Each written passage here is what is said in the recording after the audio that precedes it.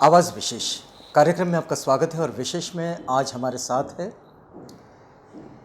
एक जानी मानी महिला कार्यकर्ता, जानी मानी साहित्यिक और देश में महिलाओं के अधिकारों पर जहाँ जहाँ बात होती है बड़े लंबे समय से मैडम उस पर काम कर रही हैं।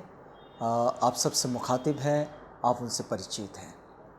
ऑल इंडिया दलित महिला अधिकार मंच की कन्वेनर प्रोफेसर डॉक्टर विमल थोरात मैम, कार्यक्रम में आपका स्वागत है।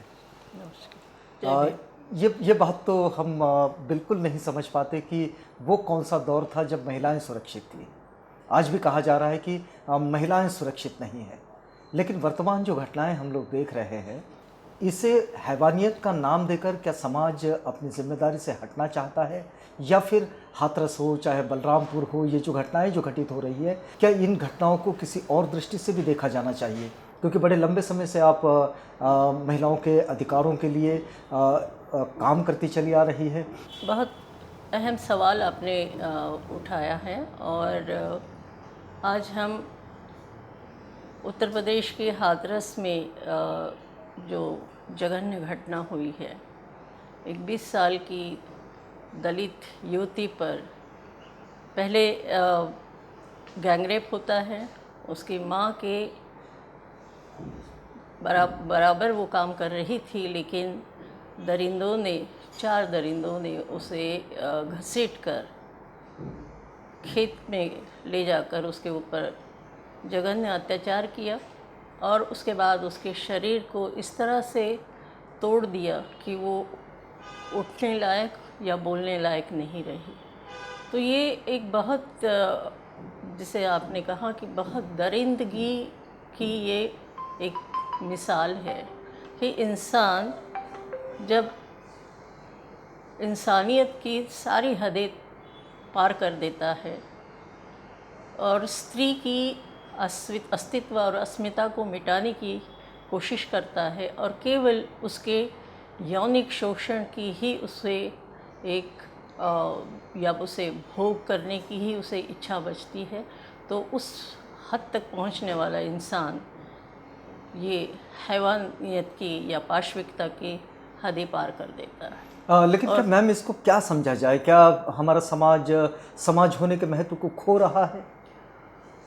लगभग पिछले 6 सालों में हम बिल्कुल तलहट पर काम कर रहे हैं, ग्रास रूट लेवल पर काम कर रहे हैं और मेरी ऑर्गेनाइजेशन जो ऑल इंडिया दलित महिला अधिकार मंच जो NCDHR के अंडर काम करती है, तो हमने लगभग कई राज्यों में, जहाँ 7 राज्यों में हम काम कर रहे हैं, वहाँ तो लगातार हमारी नज़र जो दलित महिलाओं पर होने वाले या आदिवासी महिलाओं पर होने वाले अत्याचारों पर तो रहती है, लेकिन हमने यही देखा है कि खास करके भारत में स्त्री की तरफ देखने का जो रवैया है, क्योंकि उसे दोयम दर्जा ही दिया गया है। भारत की पितृसत्ता इतनी हावी है कि स्त्री को हमेशा वो कमतर नज़र से देखती है और उत्तर भारत में या हरियाणा, पंजाब जैसे राज्यों में ये स्थिति और भी बदतर है। वो क्या ऐसे हर तरफ ये एक सी स्थिति है? आप कैसा देखते हैं? बिल्कुल, ये पूरे भारत में एक सी स्थिति है। कोई ऐसा राज्य नहीं है, कोई ऐसा कोना नहीं है, तो ये कोई भी राज्य छुपा नहीं है या बचा नहीं है कि स्त्री के प्रति देखने का जो रवैया है वो बहुत हीनतम है। उसे बराबरी का अधिकार नहीं दिया जाता है, उसकी भागीदारी को नकारा जाता है और उसके जो आर्थिक अधिकार है वो छीने जाते हैं। जबकि संविधान ने समता का अधिकार हमें दिया है, स्वतंत्रता का अधिकार दिया है और स्त्री पुरुष समता का अधिकार है, समानता का अधिकार। लिंग के आधार पर कोई भेदभाव नहीं कर सकते हैं और अगर करने के बाद उस पर सजाएं हैं। रेप केस में जब निर्भया पर बहुत भयंकर ऐसा ही अत्याचार हुआ था और उसकी बॉडी के साथ बहुत दुर्व्यवहार किया गया था, बहुत दर्दनाक घटनाएं हैं, ये लगातार हो रही लेकिन मैम एक बात ये भी तो समझी जाए कि जिस तरह से हमने पूरे देश को सड़क पर उतरते देखा था निर्भया के वक्त में, ऐसा हम लोग अन्य जगह पर नहीं देखते। क्या हमारे यहाँ इन अत्याचारों को इस दृष्टि से भी देखा जाता है कि ये महिला नहीं, महिलाओं में जातियों को देखा जाए, महिलाओं में वर्णों को जी देखा जी जाए, जी महिलाओं में धर्मों को देखा जाए? जी क्या ऐसा इस तरह का भी कोई ये बात है? हमारा अनुभव, जहाँ तक हमारा हमारे दलित महिला आंदोलन का अनुभव है, ये हमने बार बार देखा, ये होते हुए देखा है कि जब दलित लड़की पर चाहे वो किसी भी राज्य में हो, किसी भी कोने में, उसके ऊपर हुए अत्याचार के खिलाफ जो आवाज़ें उठती है, जो प्रदर्शन होते हैं, जो विरोध प्रदर्शन होते हैं, वो मात्र दलित समुदाय तक ही सीमित रह जाते हैं। एक बहुत बड़ी विडंबना है कि स्त्री आंदोलन जो है, भारत का स्त्री आंदोलन बहुत इस मामले में दकियानुसी है, और दलित महिलाओं पर होने वाले या आदिवासी महिलाओं पर होने वाले अत्याचारों के खिलाफ बहुत देर से जागते हैं। क्या ये राज्य सत्ता से प्रेरित, राज्य सत्ता से प्रेशर में देखते हैं, दबाव में, या फिर ये धर्म सत्ता के दबाव में होता है? क्या क्या होता है? मतलब आपका अपना इतने बरसों के इस पूरे आंदोलन का क्या ऑब्जर्वेशन है आपका? कुछ तो है, कुछ है। मतलब ये जबकि निर्भया के ऊपर हुए अत्याचार के खिलाफ जो विरोध प्रदर्शन हुआ है पूरे देश में, उसमें सभी दलित, आदिवासी और तमाम महिलाएं, जो कोई जिसमें वर्ग या जाति या समुदाय में भिन्नता नहीं था, तो हमें ये बहुत ठेस पहुंचती है कि क्या दलित लड़की बेटी इस देश की बेटी नहीं है? उसको उसके अधिकारों का हनन नहीं हुआ है? वो वैसे ही वंचित समाज से आती है, और जिसके ऊपर जाति का, लिंग भेद का और गरीब होने का ये तिहरे शोषण की वो शिकार है। और इस तिहरे शोषण को झेलने वाली कोई भी महिला, दलित महिला, आदिवासी महिला, अगर इस तरह की शोषण की शिकार होती है, अत्याचार उस पर होता है, यौन अत्याचार की, यौन हिंसा की शिकार होती है, तो सभी को खड़े होना चाहिए साथ में।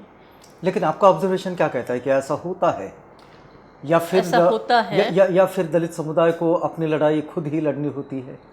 बहुत बार ऐसा हुआ क्योंकि आप है। ऑल इंडिया जी, दलित जी। महिला अधिकार मंच के साथ बड़े हाँ, लंबे मैं समय से कह काम रही कर रहे हूँ, बता हैं, रही हूँ। अलग अलग तरीके के आपने केसेस देखे हैं, इसमें यौन हिंसा भी शामिल है, तो उत्पीड़न भी अलग अलग तरह के शामिल है। आपका ऑब्जर्वेशन कैसा है? अब देखिए कि हरियाणा में जो लगातार जो केसेस हुई है 2001 के बाद अभी तक हो रही है, जिसमें दलित लड़कियों को के साथ केवल छेड़छाड़ नहीं, उनको अपहरण हो करके उनकी लाश ही वापस आई है। कितनी केसेस है, मैं अभी इस समय गिना नहीं सकती, लेकिन हमारे पास जो आंकड़े हैं वो इतने भयावह हैं कि कोई भी कितना भी पत्थर दिल इंसान हो, वो पिघल जा सकता लेकिन है। मैम, इस वक्त में हम लोग जो देख रहे हैं कि जिस तरह से ये जो हाथरस की घटना हो, चाहे फिर बलरामपुर की घटना हो, या फिर आजमगढ़ के आसपास जो घटनाएं घटित हुई है, मतलब ये यूपी में जो घटनाएं घटित हुई है, इसमें एक सिमिलैरिटी नज़र आती है कि इसमें सबूतों को बड़े फोर्सफुली मिटाने की कोशिश हो रही है। आपको ऐसा लगता है कि आपसे पहले भी यही कोशिशें होती रही है?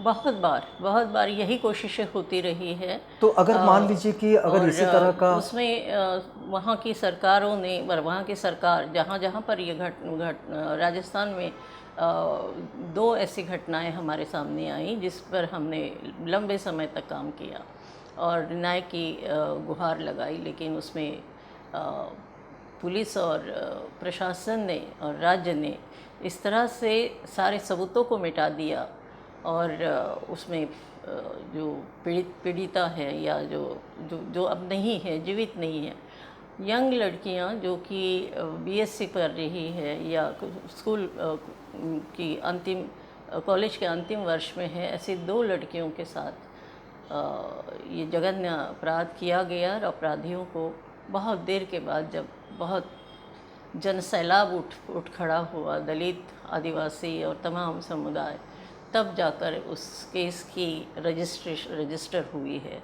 तो रजिस्टर करने के लिए भी लड़ाई लड़नी पड़ती है, धरने देने पड़ते हैं, प्रदर्शन करने पड़ते हैं कई दिन, और उसके बाद ये फिर केस रजिस्टर्ड होती है। तो पुलिस का जो रवैया है, ख़ास करके हाशिए की समाज की जो महिलाएं हैं उनकी तरफ या पुरुषों की तरफ, कि उनके ऊपर होने वाले अत्याचारों को रजिस्टर भी नहीं किया जाता है, उसके लिए संघर्ष करना पड़ता है। और हमने बहुत बार ये संघर्ष किया है। जी जी जी। तो ये एक अभी हम देख रहे हैं कि जो हाथरस की जो घटना हुई है, जिसमें मनीषा बेटी को के साथ इतनी दर्दनाक उसके साथ व्यवहार किया गया है कि उसके मृत्यु के बाद उसके शव को पुलिस ने उसके परिवार की अनुमति के बिना जला दिया, ऐसे कि जैसे कोई लावारिस लाश जल रही है। तो ये जो रवैया है पुलिस का, प्रशासन का और राज्य का, इस पर मैं जोर डालूँगी कि ये एक बहुत बड़ी साजिश के तहत ये किया गया है कि लड़की पर बलात्कार नहीं हुआ है। आप फोरेंसिक रिपोर्ट की कल रिपोर्ट छपी है सब जगह, सारी न्यूज़पेपर्स में। पुलिस और राज्य मिलकर मेडिकल रिपोर्ट भी उन्होंने चेंज कर दी है कि लड़की के ऊपर बलात्कार नहीं हुआ है। इसलिए ये किया जा रहा है, सबूत इसलिए मिटा दिए गए, उसकी लाश को इस तरह से जला दिया गया है कि सबूत मिट जाए, ताकि उसकी दोबारा जो पोस्टमार्टम की डिमांड हो सकती है परिवार की तरफ से, उसे वो नहीं होने देना चाहते हैं। क्योंकि जो रेपिस्ट है, जो अपराधी है, वो राजपूत समुदाय के लड़के हैं और उनको बचाने की पूरी तरह से कोशिश हो रही है। लेकिन एक बात जो इस वक्त में हम लोग देख रहे हैं कि सरकार ये कहकर या प्रशासन ये कहकर मुक्त हो जाते हैं कि जिन्होंने रेप किया हमने उसको पकड़ लिया, पकड़कर हमने उसको जेल में रख दिया। लेकिन हमने देखा कि हमारे यहाँ वो जो खैरलान जी का जो हत्याकांड हुआ था, उस परिवार के सारे लोग चले गए, जो जीवित बचे थे वो भी चले गए, लेकिन अभी तक वो केस चल ही रही है। ये जो इतनी लंबी प्रक्रिया जो न्याय की होती रहती है, और ये जो अपराध है, ये जो घटनाएं हैं, ये तो कंटिन्यू चलती रहती है, रोज़मर्रा की घटनाओं में अब शामिल हो गई है। देखिए, जो कानून व्यवस्था है जी, और कानून व्यवस्था में जो प्रावधान है, रेप के खिलाफ बहुत कड़ा कानून है। खास करके उसमें अमेंडमेंट लाकर निर्भया के साथ हुए अत्याचार के बाद इस रेप का जो कानून है उसमें बहुत बदलाव, उसमें बहुत कड़ी सजाओं का प्रावधान किया गया है। कई केसेस में तो 15-15 साल लगे हैं, लेकिन फिर भी सबूतों के कम होने पर या सबूतों के पुख्ता न होने पर जो जजमेंट आता है वो यही के खिलाफ पूरे सबूत नहीं है। आपने खैरलान जी की बात कही, बहुत ही ज़रूरी है उस पर बात करना। खैरलान जी की जो जघन्य घटना हुई है, जितनी दर्दनाक घटना हुई है कि माँ और बेटी दोनों पर जो सामूहिक बलात्कार और उसके बाद उनके साथ उनकी बॉडी के साथ जिस तरह से क्रूरता बरती गई है और पूरे परिवार को मारा गया है। उस केस में SC/ST एक्ट नहीं लगाया गया। बहुत कोशिश की हम लोगों ने, यहाँ के महाराष्ट्र के सभी और छोटे और बड़े सभी संगठनों ने ये कोशिश की। इन सारी घटनाओं का आप क्या समाधान क्या देखते हैं? क्योंकि ये इतने बरसों से कंटिन्यू चली आ रही बात है ये, और आप अधिकार मंच की ओर से इसको न्याय की प्रक्रिया में लेकर चलते हैं। ये तो ठीक है कि उसके बाद का रेमेडी है, लेकिन इसका एक जिसको हम कहें कि इसका सही रेमेडी क्या होना चाहिए, आपको क्या लगता है? तो संविधान के अगर मूल्यों का पालन किया जाए और पुरुष वर्ग जो है, सवर्ण और जो सभी पुरुष वर्ग की मैं बात कर रही हूँ, क्योंकि ये भारत जो है पुरुष सत्तावादी देश है और ये किसी से छुपी हुई बात नहीं, ये सर्वमान्य बात है। तो जब स्त्री को अधिकार मिले हैं, स्त्री पर कोई भी जब अत्याचार होता है तो वो उसके खिलाफ, उसके अधिकारों के खिलाफ ही होता है, उसके अधिकारों का हनन होता है।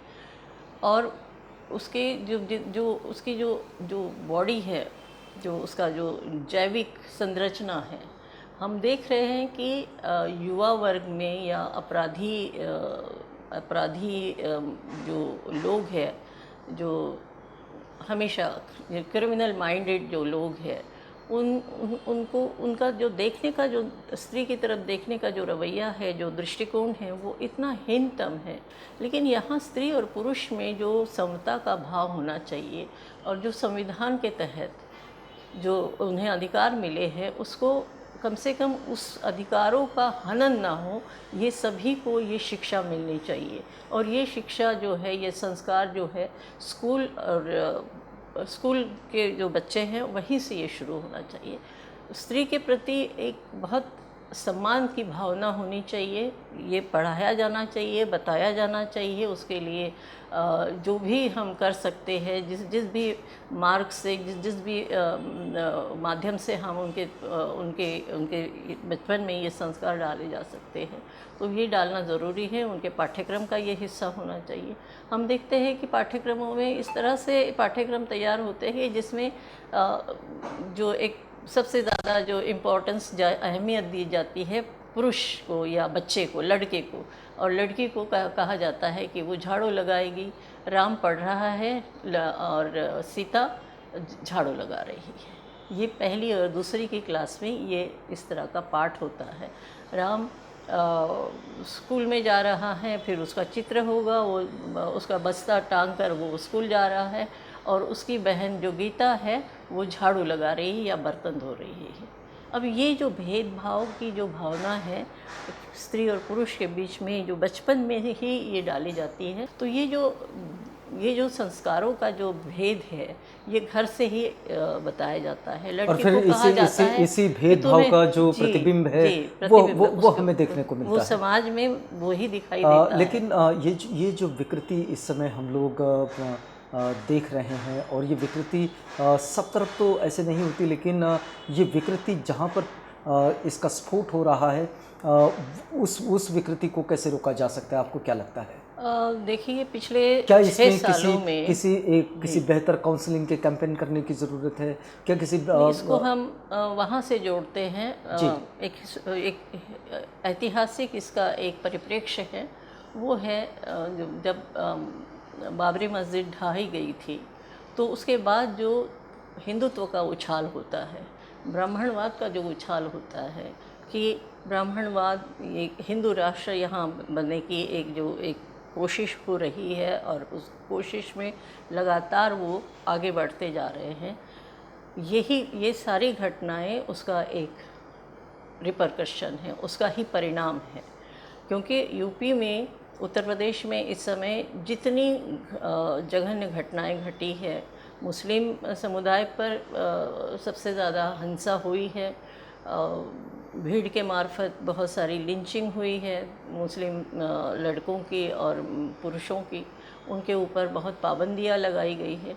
और अब दूसरा जो टारगेट है, जो सबसे सॉफ्ट टारगेट कहा जाता है, वो है दलित वैसे ही गांव में दबा है और वो निर्भर है, आर्थिक रूप से वो बहुत पिछड़ा है, और सामाजिक रूप से तो पिछड़ा है। क्योंकि मतलब वर्तमान घटनाओं का मूल्यांकन अगर करना है तो वो हमें अयोध्या से पहले और अयोध्या के बाद जी इस तरह से करना दलित होगा। समुदाय की तरफ देखने का जो दृष्टिकोण है, जो गांव में या नगरों में या कस्बों में, जो वो इतना भयंकर है, इतना भेदभावपूर्ण है कि आप उसकी कल्पना नहीं कर सकते कि अगर दलित महिला कहीं काम कर रही है, बिना काम किए तो उसका परिवार नहीं चलता है। जब पति और पत्नी दोनों काम करेंगे, क्योंकि गरीब है और उनके पास कोई साधन नहीं है, आय के कोई साधन नहीं, तो वो निर्भर ही है किसी दूसरे पर रोज़गार के लिए।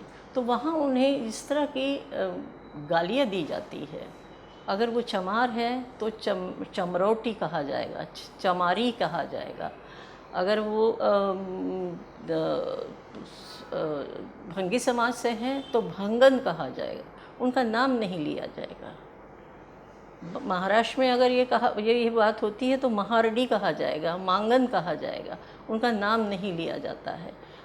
हमारे पास ऐसे भी उदाहरण हैं कि बिहार में जो सरपंच महिला है जो चुन कर आई है, उसका भी रुतबा नहीं है। अगर उसका नाम आशा है, आशा वो सरपंच है वो और आशा है, तो उसे कहा जाएगा चमरी सरपंच आ रही है।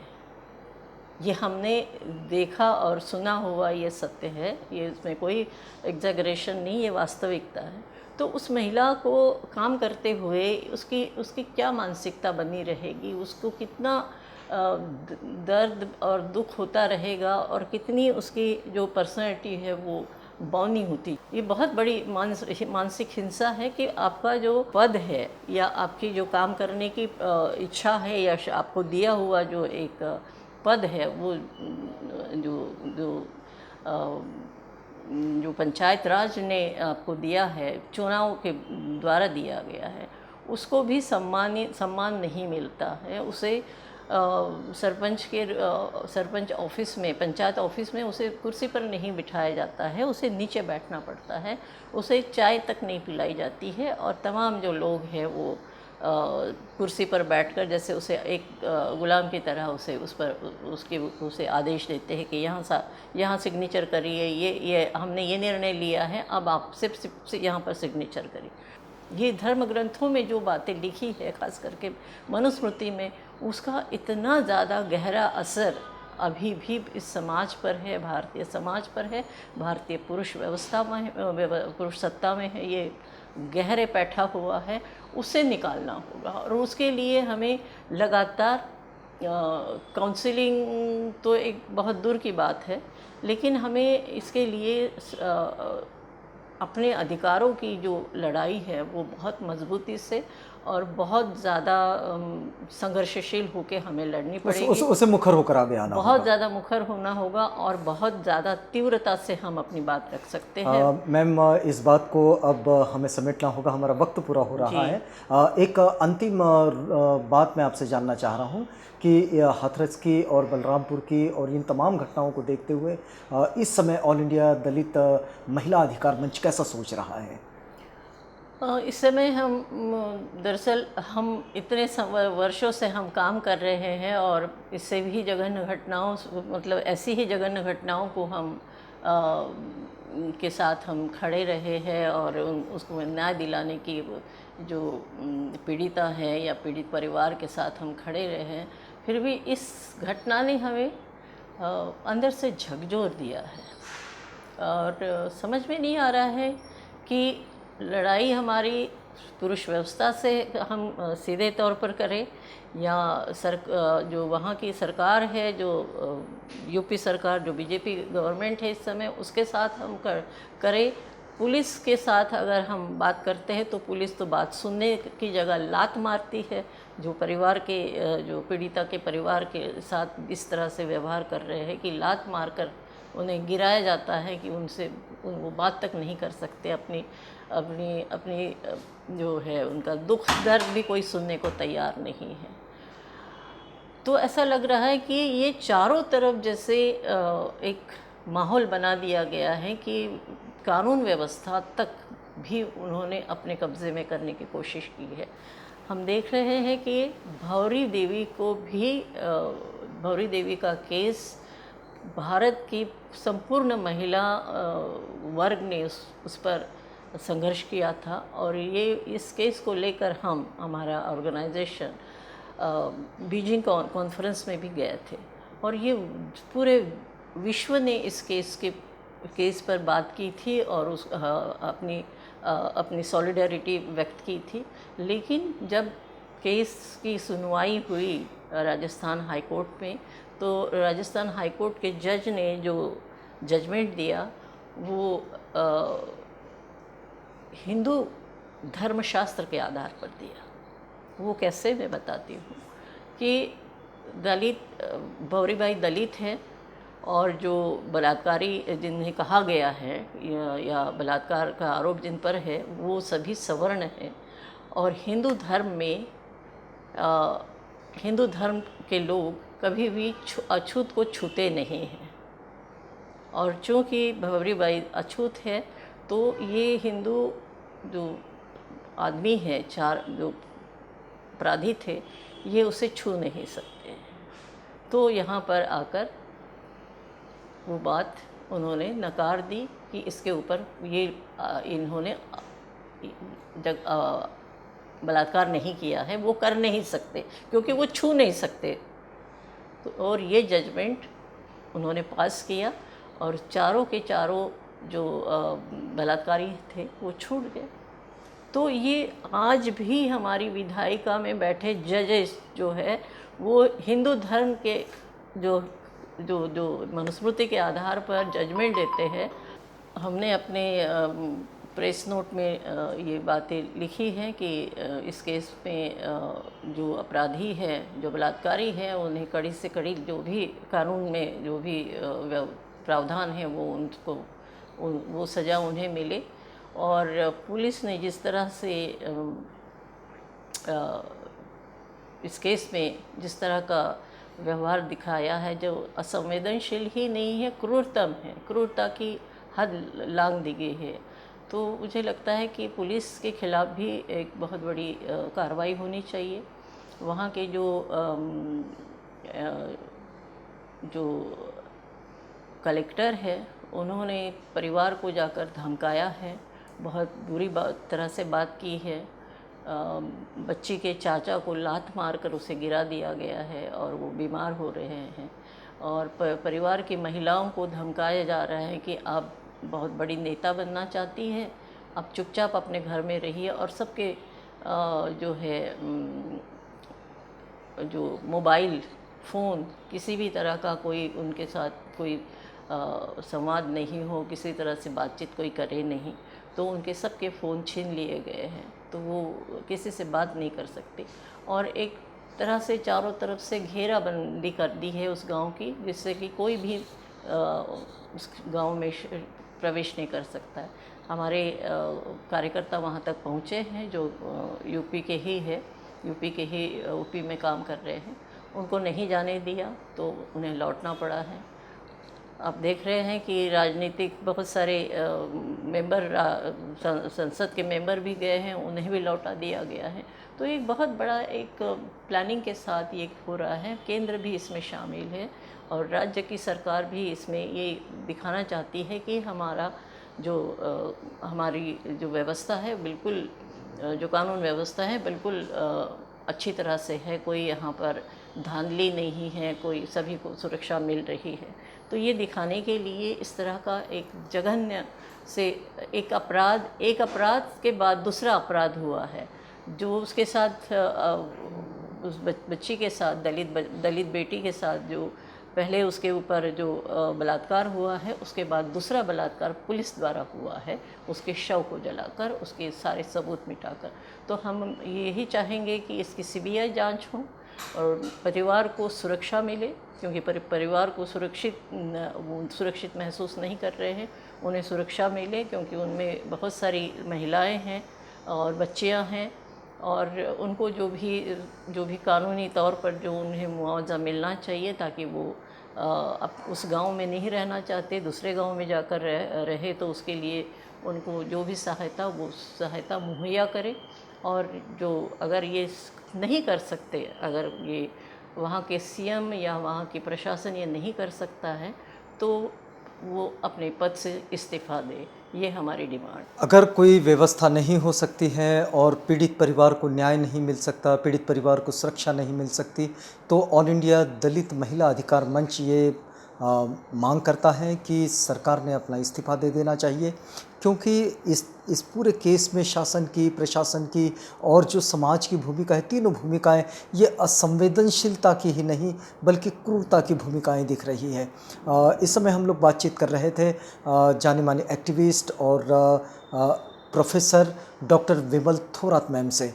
विमल थोरात मैम बड़े लंबे समय से ये जो महिला उत्पीड़न और महिला हिंसा के जो शिकार है उन केसेस पर बड़े लंबे समय से काम करती है, उन पर लिखती भी है और उसको न्याय की प्रक्रिया तक ले जाती है। हाथरस और बलरामपुर की जो घटनाएं हैं, इन घटनाओं के परिप्रेक्ष्य में हमने इस समय डॉक्टर विमल थोरात मैम का ये दृष्टिकोण जानने की कोशिश की।